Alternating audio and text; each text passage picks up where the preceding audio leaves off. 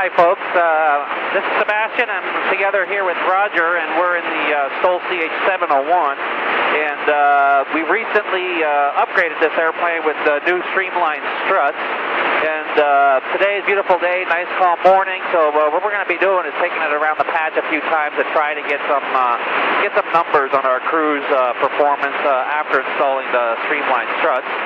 So we've got our GPSs with us, a few cameras, and we'll kind of do an in-air report about flying with the new struts. Hey, Mexico traffic, Experimental 701 is going to be departing runway 18. We'll be a local flight from Mexico. All right, we'll do a short takeoff here. Flaps down, stick back, add power, nose comes up. Keep on adding power, just let her go. That's pretty cool because we're two of us and we're not super lightweight anymore, and right. That was still about 100 feet takeoff roll, kind of fun. And again, this is Roger's original 701. We've got the 100 horsepower Rotax 912 ULS engine in it, and then we've got these new streamlined struts on the airplane. So that's, again, it's still a high lift airplane as a short takeoff showed, but we're trying to go a little bit faster, and like Roger had mentioned in his last video about that, some of the advantages with the streamlined struts, better corrosion resistance and so forth. Now today's a pretty calm day, as you can see out here, not a single cloud in the sky, and so we're going to use our GPS. We're going to do a few track runs, cruise RPM, and see what kind of speed we get out of this. Well, let's stay down low first. We know there's less wind here than there is up above. But we actually have 4 GPSs on board this airplane because the Garmin Verb cameras both are each GPS enabled, and then Roger has an Android smartphone and I have an iPhone. So we'll set our, I'm going to use ForeFlight, which is a pretty good nav app for that. Except mine's at knots. I'm not used to knots. Oh, is that right? So we'll let Roger set up, get a certain RPM, hold an altitude, and hold a heading, I suppose, what we'll want to do. Let's do an east heading. Okay, do east, so basically 090. Correct. Okay, I've got the ForeFlight on here. And we're right at 5,500 RPM, which is continuous cruise. So we get a level flight here. Okay, so I'm showing, 88, 89 degrees, 1,000, nearly 1,100 feet. Showing 90, 91, 90, 92. And hopefully we'll do the overlay with the cameras with the GPS. They should basically be showing the same information. Yeah, we're basically low 90s, so that's nice. So, but we may have a bit of a tailwind or a bit of a headwind. So we'll do it to the north now, which should be a little tailwind. Right, we took off. Right, we took off to the south. So okay, and now we want 360 heading. Okay, you're right on the heading, same altitude. Ooh, you're looking at 97, 98 miles an hour, so we do have a bit of a tailwind. Okay, 98, so just remember that. Yeah, 98, and we can... That way we can get all the 4 and average it. Yeah, 97, okay. Now, I guess we're doing a west heading, 270. Don't want to follow the train track, because that goes diagonal here.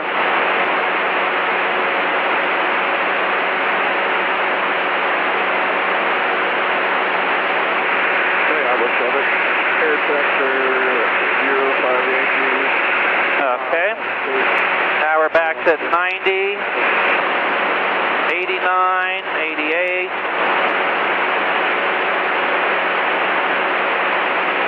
90, yeah. So pretty much those two, I guess, this one's just a little bit slower than the eastbound track. I'm indicating, you know, in the 90s. Right, yep. 90 miles an hour on the GPS again. And we got to remember our density altitude. If we had the AWATS, we're probably getting 2,500 to 3,000 right now, because it is supposed to be almost 90 degrees out. Yeah, that's true. Okay, now we're going to do back to our south heading. So 180.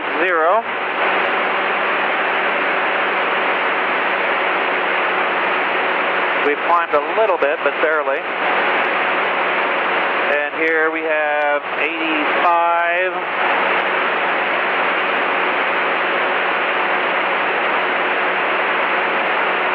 84, 85. Yeah, consistently 84, 85. Yeah, that road is a nice heading indicator. And so your indicated speed throughout this is in the low 90s, correct? Low 90s, and that seems to be about right?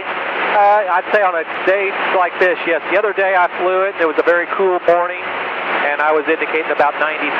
So 96, that's probably better. Right. But yeah, at least you're getting 90 miles an hour. Yeah. Because we're doing now. You know, we're in the mid 80s with a bit of headwind, and then earlier we were in the high 90s. So and that's burning 5.5 an hour at 5,500.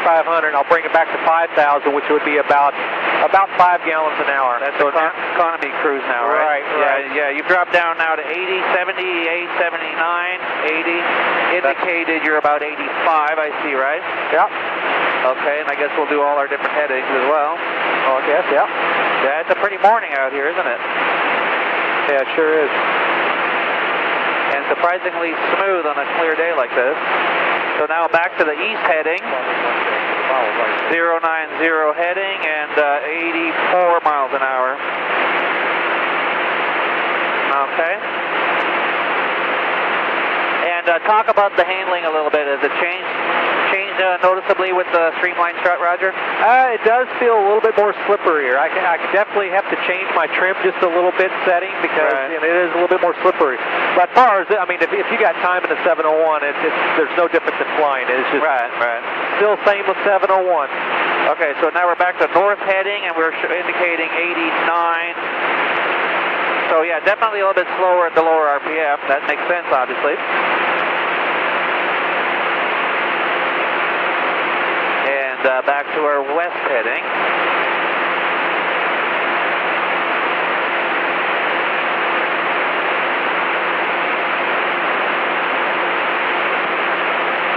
And now indicating low 80s again, 81, 82 miles an hour. So, you know, the nice thing about the 701 is, you know, we picked up a little bit of speed. It actually is not a bad little cross-country machine, especially with the Rotax low fuel burn.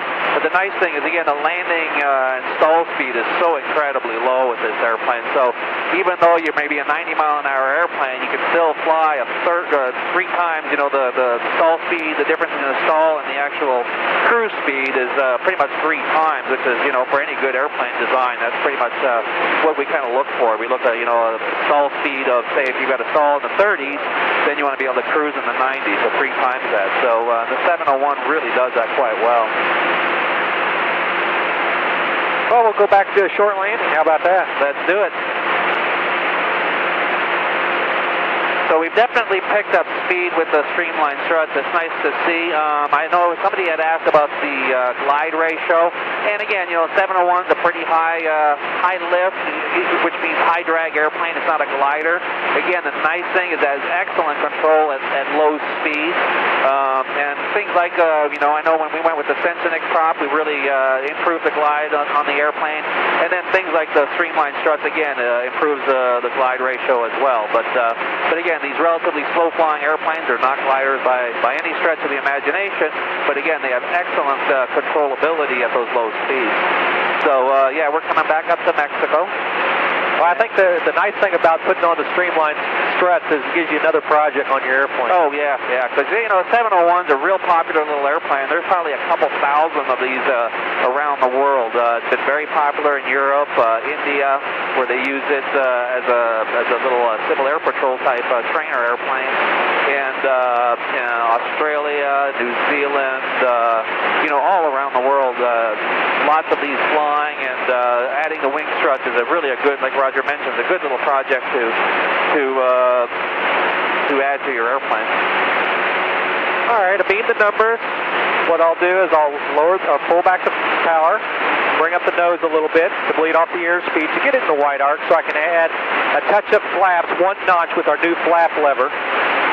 So here we go, now we're in the 60s. 1 notch, lower the nose, start my descent. And so, yep, and indicated we're now about in the 70s. Well, I should be in the white. Crap, yeah, that's good. Went up on me just a little bit. Not used to these new streamlined struts. It's a fast airplane. And go another notch of flap. Mexico traffic, experimental is turning base to final 18. And the windsock indicates a slight headwind, slight wind from the south, so we're landing runway 18. Yeah, we'll land over in the grass. Oh, there we go. That's always fun. So, yeah, the parallel to the runway 18, there's a bit of grass that we can land on. And I have full flaps. Now, ideally, you want to come in a pretty steep approach, use that power to control that sink rate. When you get very close to the runway, you start flaring. But when you start flaring, you start adding a little bit of power. Otherwise, you're going to develop a very high sink rate. It's a little bit different technique, but it's very easy to do. And nice and slow. We're now indicating in the 40s. Now pull the stick back, bring the nose up, add power, add power. Keep the nose, keep on power. And we're indicating in the 20s right now. Of course, that's probably not all that accurate anymore. I'm keeping the nose up because there is tall grass. I don't want to chop it all up. And that's one of the advantages, you know, even though this is a tricycle gear airplane, look at us right now. We're basically a tail dragger airplane. You don't need to use the nose wheel until the very end. And then, of course, the big advantage, once that nose wheel comes down, you've got a very good airplane for steering and forward visibility. So that was pretty well done. Awesome. Yeah. All right, well, that was kind of fun little project here. Definitely shows with those streamlined struts, we do pick up speed and still have amazing short takeoff and landing capabilities.